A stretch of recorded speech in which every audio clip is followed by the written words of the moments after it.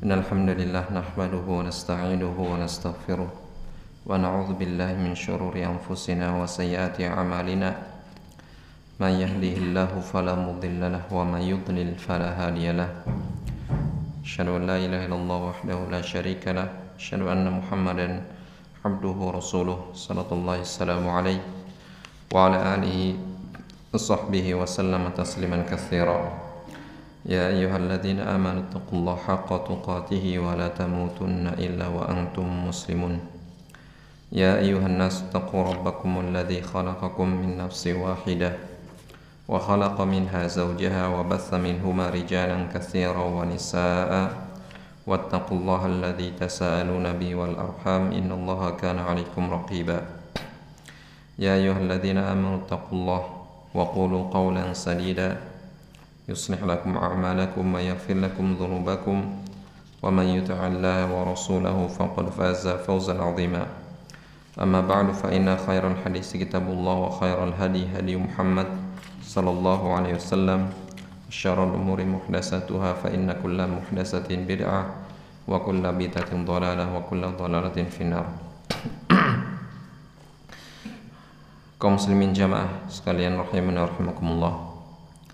Alhamdulillah kita akan melanjutkan lagi kajian kita pada sesi yang kedua, yaitu berkaitan tentang pembahasan fikih yang kita ambil dari kitab Al-Wajiz fi Fiqhi Sunnah wal Kitabil Aziz karya Dr. Abdul Atim Badawi rahimahullah ta'ala. Dan kita memulai pada bab yang pertama, yang sebelumnya kita baru pembahasan muqaddimah tentang fikih, apa itu fikih dan apa pentingnya belajar fikih dan hubungan ataupun kaitan antara ilmu fikih dengan ilmu yang lain seperti akidah dan lain-lain sebagainya. Ketika pembahasan fikih biasanya rata-rata atau kita katakan, kalau bisa kita katakan semuanya, biasanya akan mengawali dengan bab masalah toharoh, karena toharoh merupakan syartun lisihhatis shalah, karena bersuci adalah merupakan syarat sahnya sebuah ibadah yang paling agung, yaitu sholat. Maka sebelum belajar masyrut, syaratnya belajar dulu, karena dalam kaidah dikatakan asyartu muqaddamun alal masyrut, syarat itu lebih dahulu daripada yang disyaratkan. Pembahasan pertama berkaitan masalah toharoh. Jadi pembahasannya adalah bersuci, kitabut toharoh, kitab atau bab masalah toharoh. At-toharoh lughatan, kata toharoh bersuci itu secara bahasa maksudnya adalah an-nadhafatu wan nazahatu minal ahdas, yaitu bersih dari hadas. Wal istilahan, dan secara istilah yang dimaksud dengan toharoh adalah raf'ul hadas au izalatun najas, yaitu mengangkat, menghilangkan hadas dan menghilangkan najis. Kalau hadas itu perbedaan hadas dan najis. Kalau hadas itu berkaitan dalam tubuh kita. Kalau najis itu berkaitan dengan luar tubuh kita.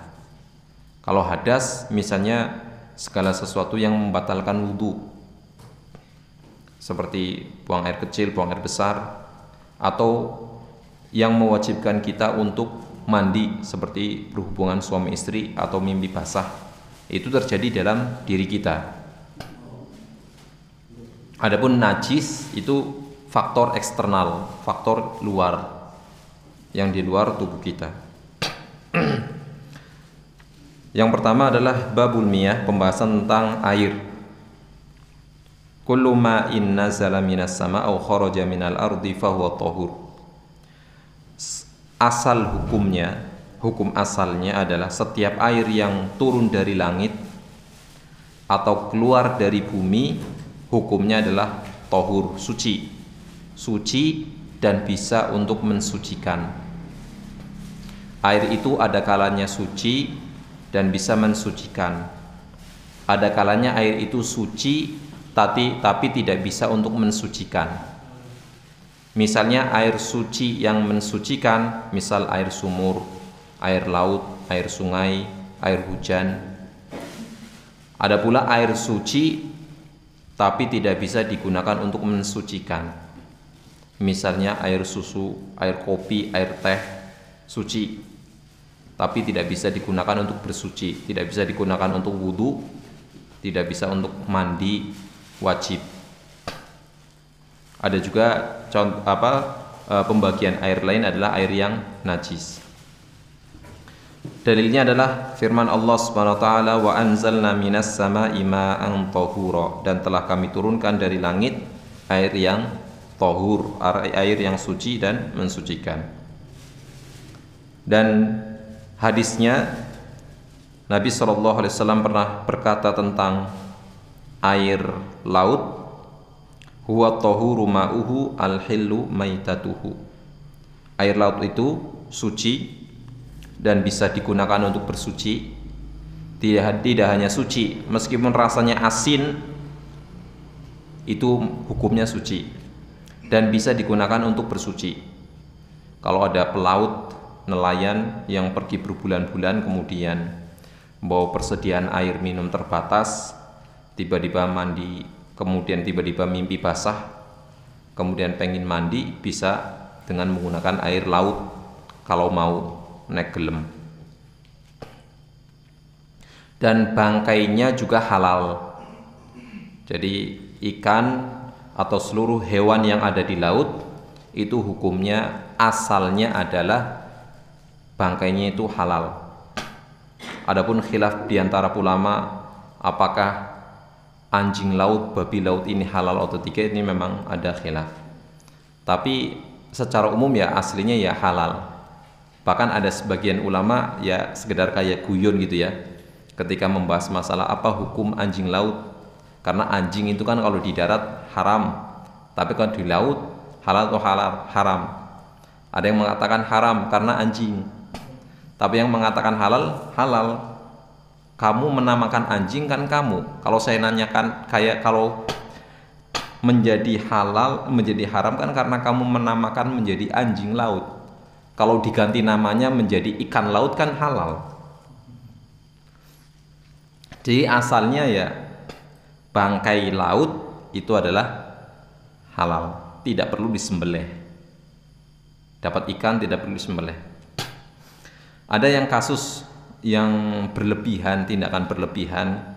Semoga sih enggak terjadi di sini, tapi terjadi di sebagian tempat ketika kita membahas ya masalah. Ada sebagian orang yang berlebihan menanggapi ketika ada terjadi paus. Pernah paus terdampar di sebagian daerah. Ada sebuah daerah, saya tidak menyebut namanya karena lupa, dulu saya pernah ada artikelnya. Ada sebuah daerah ketika paus terdampar mati. Paus terdampar mati. Kalau sesuai hadis ini paus hukumnya apa? Halal, dimakan boleh. Tapi sebagian orang enggak, aja dipangan. Kenapa? Jangan-jangan ke anak buahnya Nyi Roro Kidul, tidak boleh makan. Bahkan yang lebih ekstrim lagi, ada yang kemudian men ora kena bala ke iwak paus dikafani, dikubur dikafani. Ada, dan itu kejadian dan terjadi di sebagian tempat. Itu ya kebangetan ya, padahal kan gizinya tinggi ya.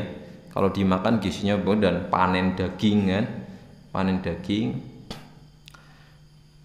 Dan tidak perlu berlebihan seperti itu. Dan halal, mati terdampar, mati sendiri berarti kan jadi bangkai. Karena yang namanya bangkai itu adalah suatu hewan yang mati tidak disembelih secara syar'i, baik mati sendiri atau disembelih tapi caranya tidak syar'i, itu menjadi bangkai. Tapi untuk laut ini halal bangkainya. Kemudian air yang ada dari bumi, yaitu air sumur misalnya.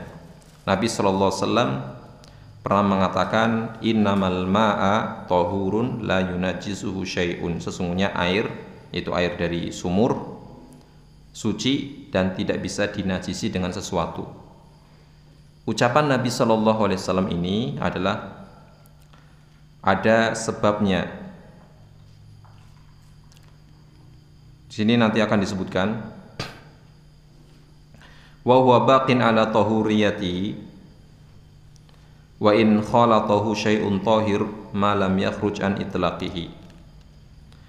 Air itu secara hukum asalnya dikatakan sebagai air yang suci, baik itu air laut, air sumur, air dari langit, air hujan. Itu secara asal adalah suci dan tidak bisa berubah hukumnya secara mutlak. Tidak bisa hukumnya kecuali kalau ada sebab-sebabnya.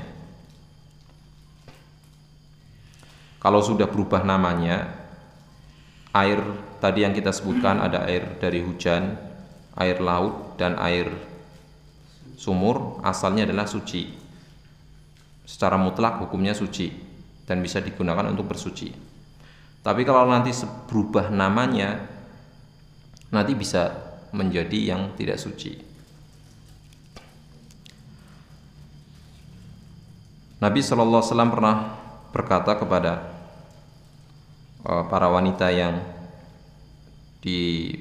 yang waktu itu memandikan jenazah putri beliau.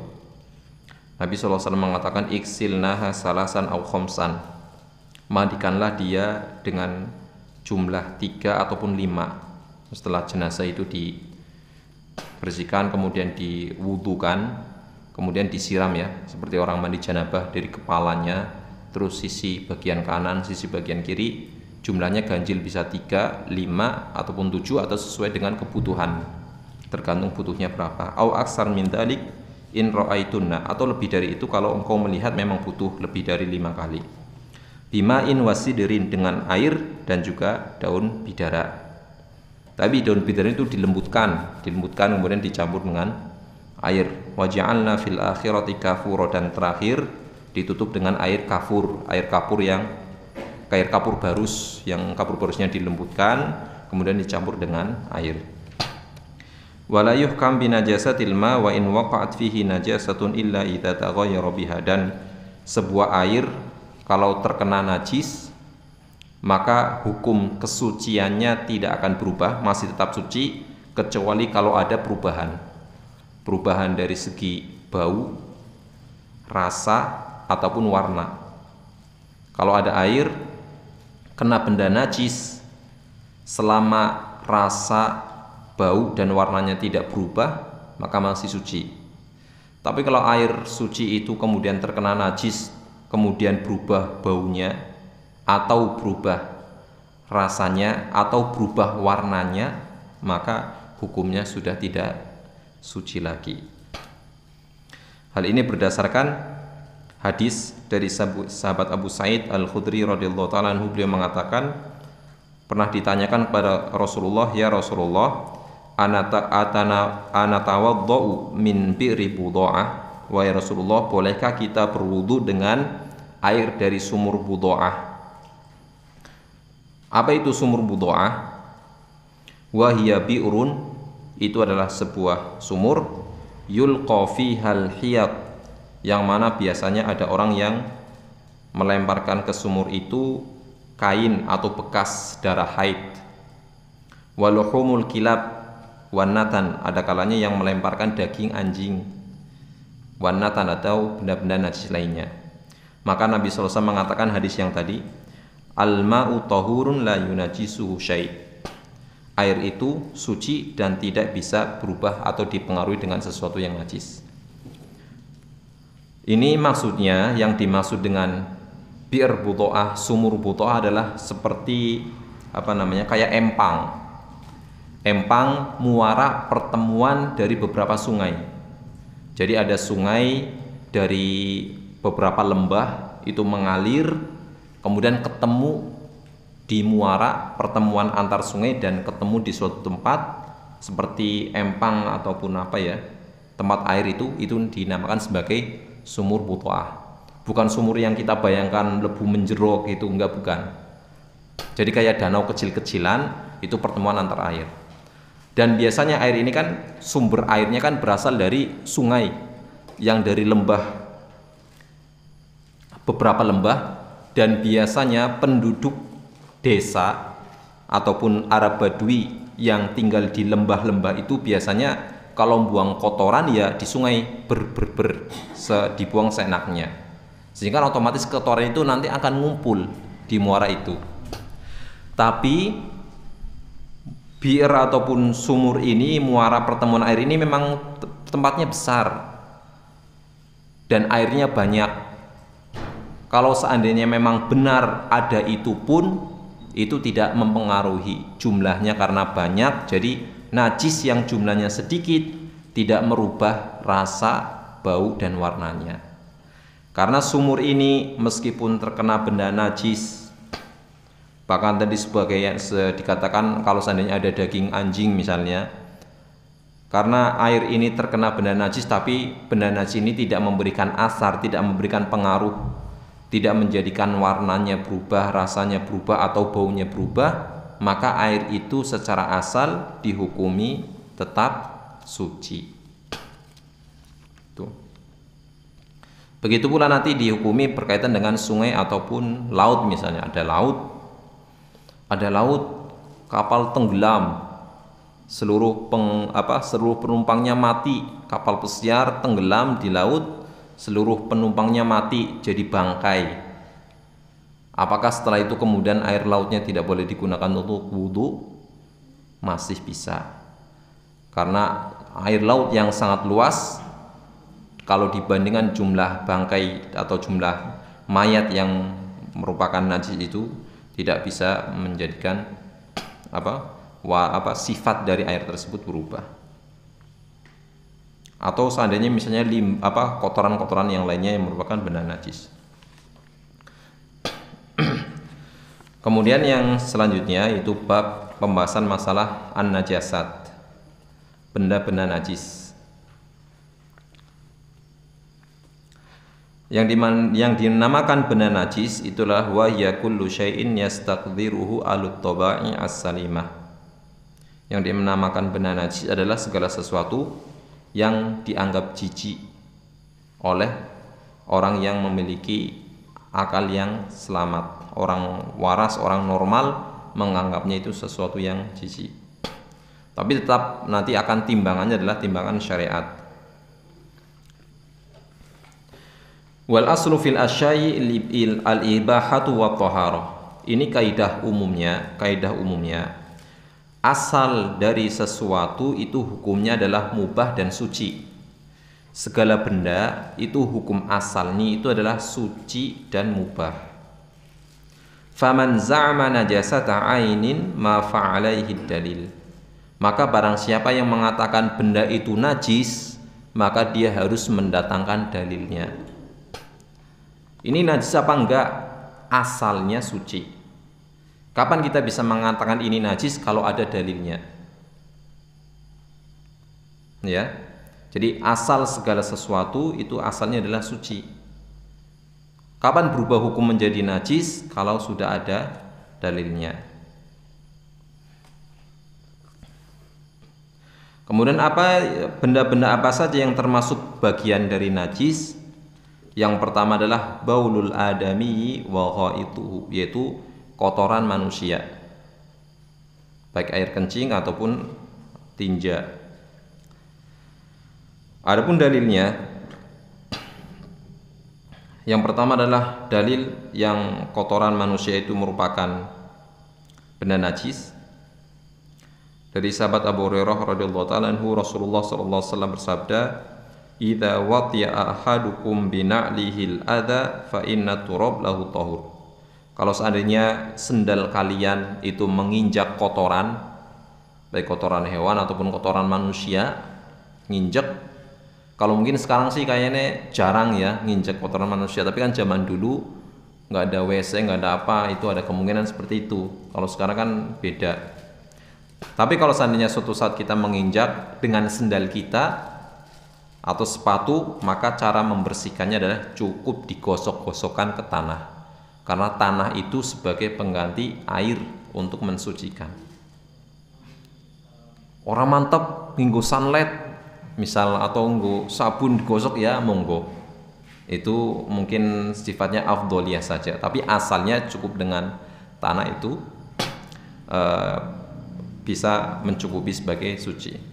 Orang mantep diambung, dicium, ya itu urusan sendiri masing-masing. Tapi asalnya istilahnya kalau sudah hilang asarnya dengan digosok-gosok itu sudah mencukupi untuk bisa mensucikan. Kenapa ini bicara seperti ini? Karena mungkin salah satu sebabnya memang kalau dulu kan sholat itu kan di masjid masih pakai sendal gitu ya. Jadi kalau ragu zaman dulu ketika ragu mau sholat sendalnya ini ada najis atau enggak, ya sebenarnya dengan dia berjalan di atas bumi digosok-gosokkan itu sudah bisa menjadikan sebab untuk sucinya sendal yang dia pakai. Kemudian hadis yang lain yang menunjukkan bahwasanya kotoran manusia itu adalah najis, yaitu hadis tentang Arab Badui, Arab dusun yang datang ke masjidnya Rasulullah SAW, kemudian dia berdiri dengan tenangnya, dengan tanpa bersalah, tanpa merasa bersalah, kemudian dia kencing di dalam masjid. Maka Rasulullah mengatakan da'uhu wala tuzrimu, tinggalkan dia, jangan diganggu. Qala falamma faragha da'a bidalwin min ma'in fasabbahu alaihi. Kemudian setelah selesai kencing, baru kemudian Rasulullah minta didatangkan seember air, kemudian tempat bekas kencingnya itu disiram dengan air satu ember. Itu dengan air kencing yang kena tanah, kemudian tanah yang bekas air kencing itu kita siram dengan ember, itu sudah bisa menjadi sebab hilangnya najis itu. Sebagian ulama menyebutkan hikmah kenapa Rasulullah mengatakan da'uhu, tinggalkan, biar jangan diganggu, legin kencing jangan diganggu. Kenapa? Kalau diganggu, legin enak-enak kencing, kebelat kemudian diganggu, nanti ewer-ewer nyebar kemana-mana. Mending najisnya jatuh satu tempat daripada nanti najisnya kemana-mana malah repot. Kemudian yang kedua, yang pertama tadi ya, yang kedua adalah baul adami wa itu air kencing, kemudian tinja manusia. Yang nomor 3 dan keempat yang benar najis adalah al-madhi dan wadi. Al-madhiyu wal wadiyu, madhi dan wadi. Amal madhi, yang namanya madhi adalah fahuwa ma'un abyadu raqiqun lazij. Yang namanya madhi itulah air yang keluar dari alat kelamin kita yang warnanya bening dan encer. Yakhruju inda syahwah, biasanya keluar ketika syahwatnya seorang itu naik, sedang naik syahwat itu akan keluar. La bi syahwatin wala dafaq, dan wala yaqubuhul futur. Air madi ini biasanya kalau keluar tidak menyebabkan kita jadi lemes. Beda dengan mani. Kalau mani itu bening, kental, kadang putih ya. Kalau nggak bening putih. Kalau keluar itu rasanya plong. Tapi kalau madi enggak, biasanya kalau misalnya orang itu lagi naik syahwatnya itu keluar encer, bening dan encer. Itu hukumnya najis. Kadang seseorang itu enggak merasa kalau keluar. Misalnya lihat di pakaiannya tiba-tiba kok basah padahal tidak kencing misalnya, bukan enggak ngompol, bisa jadi itu termasuk dari madhi. Wa yakunu dzalika lirrajul wal mar'ah, ini juga terjadi bisa laki-laki dan perempuan. Biasanya seorang laki-laki atau perempuan, suami istri, ketika muqaddimah awal-awal ketika akan berhubungan suami istri, kadang nanti syahwatnya naik, nanti akan keluar itu madhi, itu hukumnya najis. Wa huwa najisun. Dalilnya apa? Dalilnya adalah sahabat Ali Ibn Abi Thalib radhiyallahu ta'ala anhu mengatakan kuntu rajulan madza. Saya itu, Ali radhiyallahu ta'ala anhu mengatakan, saya itu laki-laki yang sering keluar madhinya. Kenapa? Karena syahwatnya tinggi. Jadi sering keluar madhinya. Wa kuntu astahi an as'ala Nabi sallallahu alaihi wasallam li makanati ibnatihi. Aku pengen tanya sama Rasulullah tentang bagaimana ini masalah madhi, bagaimana caranya. Tapi Ali ibn Abi Thalib radhiyallahu ta'ala anhu mau nanya, malu. Malu kenapa? Karena anaknya beliau yaitu Fatimah radhiyallahu ta'ala anha istrinya Ali. Maka beliau nitip pertanyaan kepada Al-Miqdad ibn Al-Aswad radhiyallahu ta'ala anhu. Fasalahu faqala yaghsilu dzakarahu wa yatawadda. Ketika seseorang keluar madhi, syahwatnya naik, kemudian madhi keluar, maka yang cukup dia lakukan adalah membersihkan alat kelaminnya, kemudian membersihkan celana yang kena madhinya, kemudian dia bisa wudu. Tidak perlu untuk mandi. Misal Arab mangkat masjid sholat, kemudian tiba-tiba ketemu wong wedon ora kelamben misal, atau wong gemblung ora kelamben misal, kemudian syahwatnya naik, masa wong gemblung bisa kayak gue? Ya bisa saja. Kemudian tiba-tiba syahwatnya naik, kemudian keluar batal, maka dia bisa, nggak perlu kemudian diganti kabeh kelambine, kemudian dikumbai kabeh, enggak. Jadi kalau misalnya ada baju kita yang terkena najis, misalnya baju kita ada yang terkena najis, maka yang wajib kita bersihkan adalah bagian kain yang kena najis itu. Kalau sudah dibersihkan dengan air, sudah, itu baju itu sudah bisa dipakai langsung untuk sholat. Tidak perlu kemudian diganti, apalagi dijemur dulu. Kalau seandainya milih untuk ganti kelambi ya nggak apa-apa. Tapi zaman dulu kan nggak semudah sekarang. Kalau zaman dulu kan kelambi nggak banyak, nggak seperti sekarang jejeran, malah setiap rumah kayak toko kelambi. Dibuka lemarinya isinya kelambi tok. Kalau dulu enggak. Tapi memang hukum asalnya boleh seperti itu. Jadi kalau terkena, maka yang terkena madhi ini dibersihkan, dicuci dengan air, kemudian bisa langsung dipakai lagi untuk melaksanakan ibadah. Yaghsil dzakarahu wa yatawadda. Cukup untuk membersihkan alat kelaminnya, kemudian dia berwudu. Wa ammal wadiyu, adapun yang dinamakan itu madhi pakai mim. Yang kedua pakai huruf waw, wadi. Wadi fahuwa ma'un abyad sakhin yakhruju ba'dal baul wa huwa najis.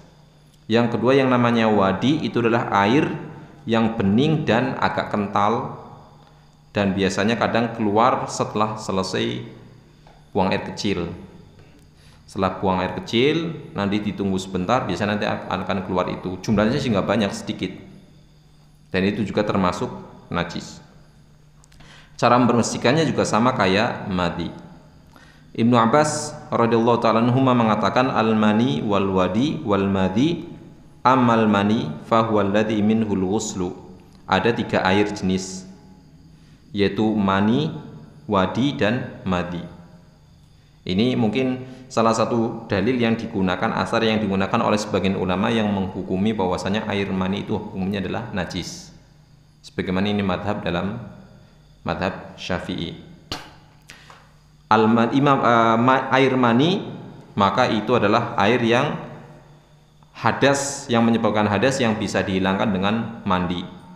Wa amal wadi wal madhi faqala ighsil dzakaraka aw madzakiraka wa tawadda wudu'aka lis-shalah. Adapun air madi, air wadi dan air madhi itu cukup dibersihkan alat kelaminnya, kemudian dia berwudu untuk wudu salat, itu sudah mencukupi dia, sudah cukup dikatakan suci.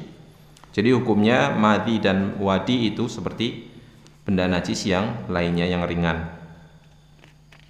Kemudian yang kelima yang termasuk dari benda najis adalah rausu malayu kalahmuhu, yaitu kotoran hewan yang tidak dimakan dagingnya. Kotoran hewan yang tidak dimakan dagingnya, hukumnya adalah najis. Maka kebalikan dari kaidah ini bisa kebalikan dari poin yang kelima ini berarti kotoran dari hewan yang dagingnya halal dimakan itu hukumnya tidak najis. Dari Abdullah berkata, arada Nabi sallallahu alaihi wasallam an yatabarras faqala aitini bi salasati ahjar Nabi SAW pernah buang hajat, buang air besar, kemudian minta didatangkan 3 batu untuk istinja.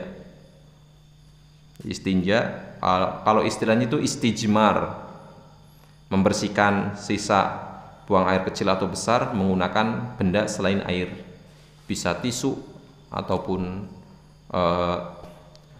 batu, kayu ataupun yang lainnya, yang sifatnya memang bukan muhtaram, bukan sesuatu yang dihormati, bukan sesuatu yang bernilai. Tapi kalau batunya batu berlian ya jangan. Batu akik ya jangan. Itini bisalah sati ahjar, berikanlah kepadaku 3 batu.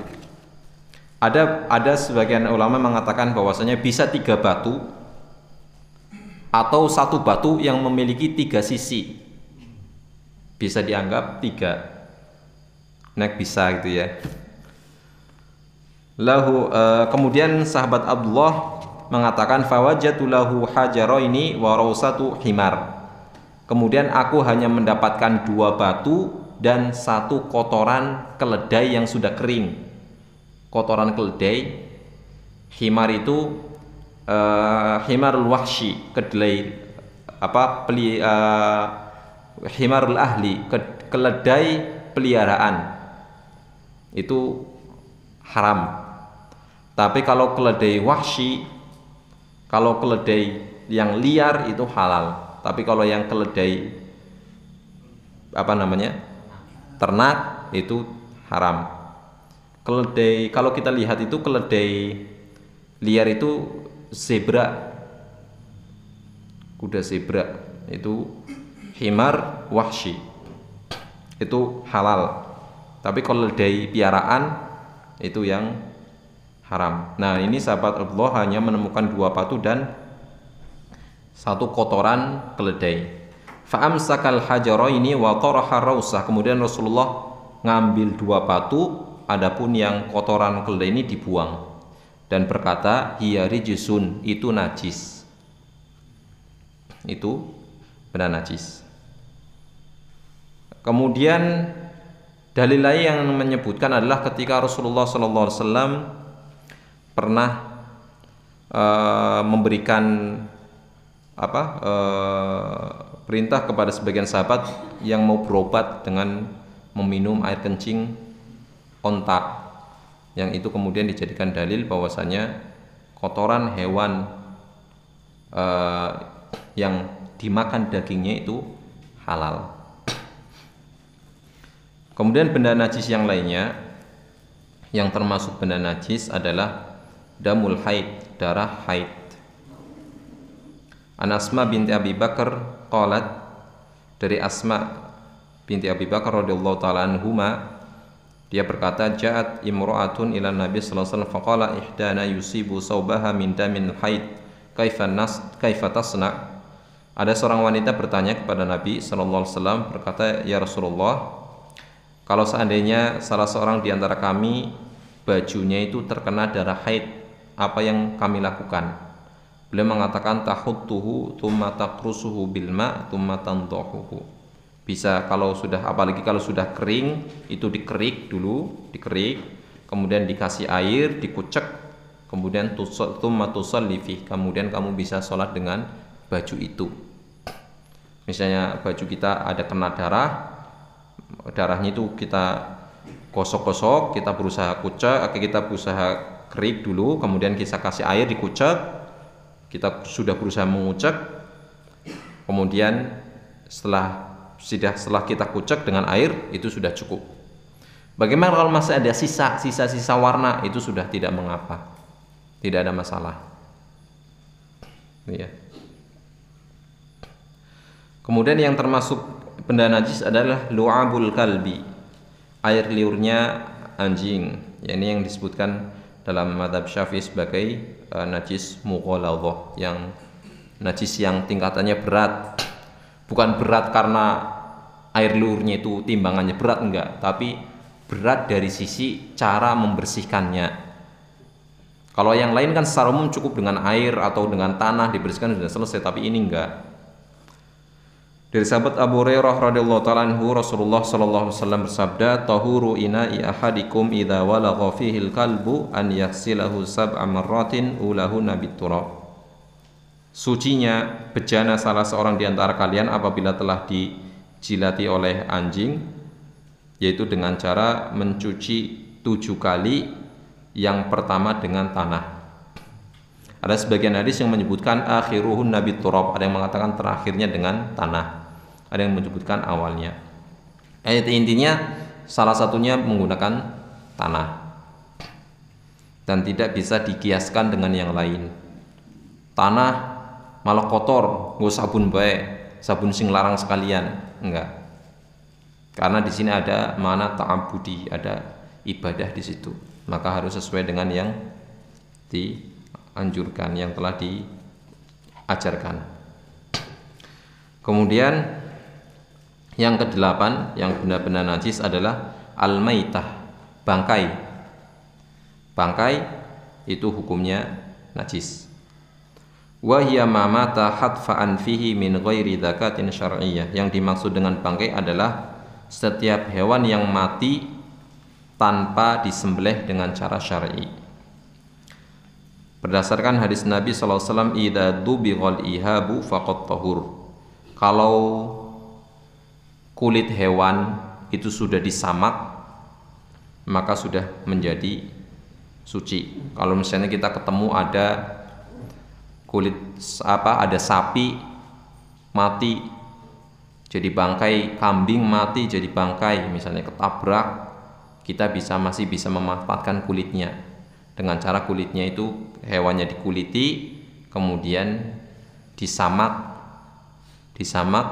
kemudian itu kalau sudah disamak nanti menjadi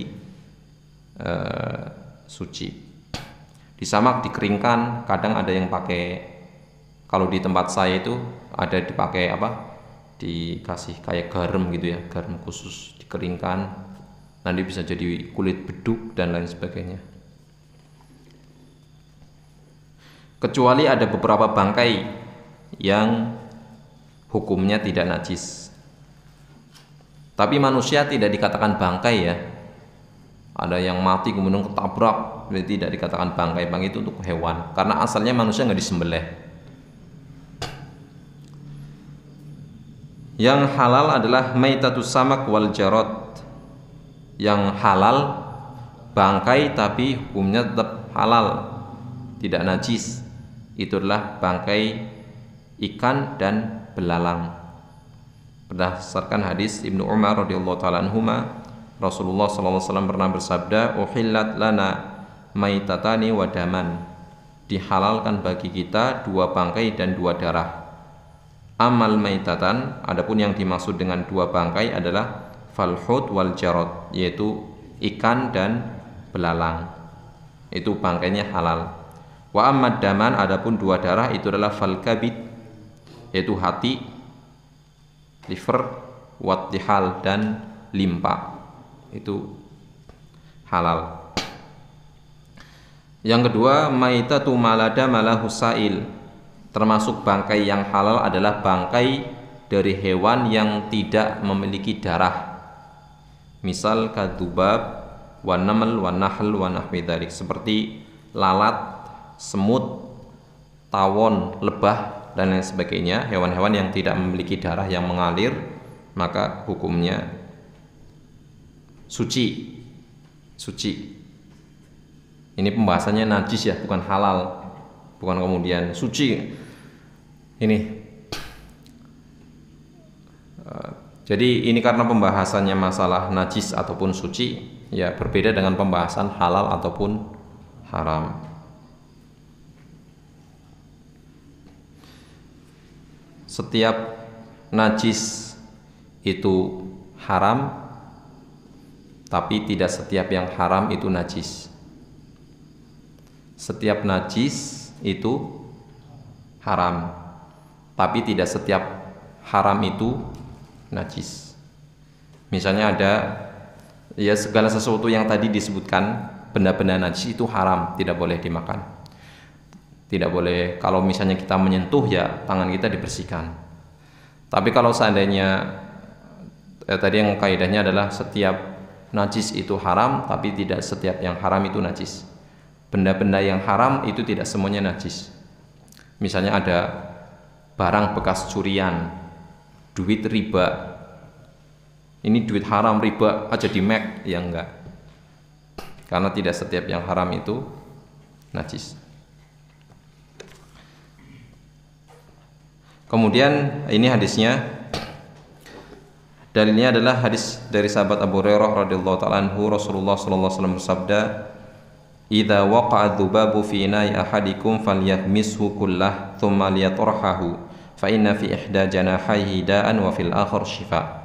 Apabila ada lalat jatuh ke salah satu bejana di antara kalian atau gelas ataupun yang lainnya, falyahmishu, tenggelamkan dulu, kemudian setelah ditenggelamkan, kemudian setelah selesai kemudian diambil, dibuang. Kenapa? Fa inna fi ihda janahaihi da'an wa fil akhar shifa. Karena salah satu sayapnya itu mengandung racun, yang satunya mengandung penawarnya. Aja dipikir sing kayane sing mau ke sing kena sing tangan disit ke, jangan-jangan sing obatnya berarti rusak. Enggak usah dipikir itu. Apalagi ada kan penelitian mana ini yang ada. Ya kalau misalnya lalatnya jatuhnya miring, kalau tergeletak kan berarti kena semua. Karena ini ada sifatnya ta'abbudi. Ada yang sifatnya memang ini ibadah, tidak perlu dipikir repot-repot. Yang penting kalau ada lalat dicemplungin, kemudian diambil, dibuang. Perkara mau diminum atau tidak itu perkara lain. Ya. Di sini perintahnya adalah ketika ada lalat jatuh ditenggelamkan, karena dengan itu menyelamatkan air biar tidak terkena racun dari lalat itu. Perkara gelem apa ora yaitu perkara lain, itu ya.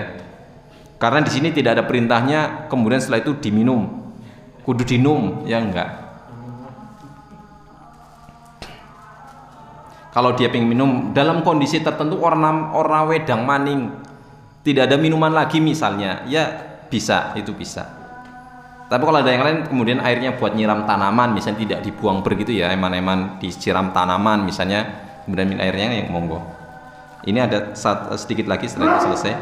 Yang terakhir, azmul maitah wa qarnuha wa dhufruha wa sya'ruha wa rishuha kullu dzalika thahir. Termasuk yang suci adalah tulang, tanduk, kuku, kulit dari hewan bangkai, dari bangkai hewan. Kalau ada hewan misalnya gajah mati meninggalkan gadingnya suci. Ada hewan bangkai mati, ada kukunya yang mau dipakai, itu suci, kuku itu sucinya. Wuqufan 'alal asli wa huwa thahara, karena hukum asalnya memang adalah suci.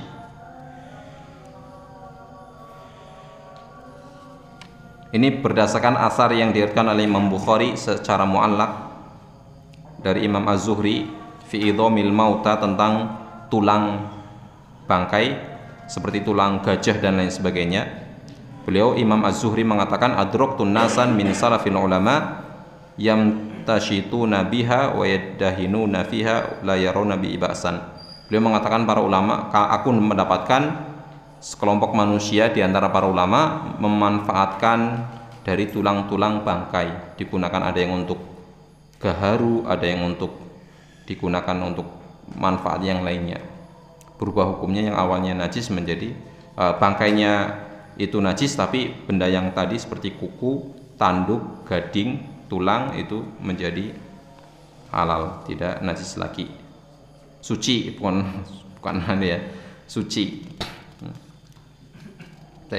Mungkin itu pertemuan kita selanjutnya, karena berkaitan masalah kaifiyatu tathirin najasah, bagaimana cara membersihkan benda yang terkena najis. Insyaallah kita lanjutkan pada pertemuan selanjutnya. Wallahu taala a'lam bissawab. Sallallahu ala nabiyyina Muhammadin wa ala alihi wasallam. Walhamdulillahirabbil alamin. Subhanakallahumma wa bihamdika asyhadu an la ilaha illa anta astaghfiruka wa atubu ilaik. Assalamualaikum warahmatullahi wabarakatuh.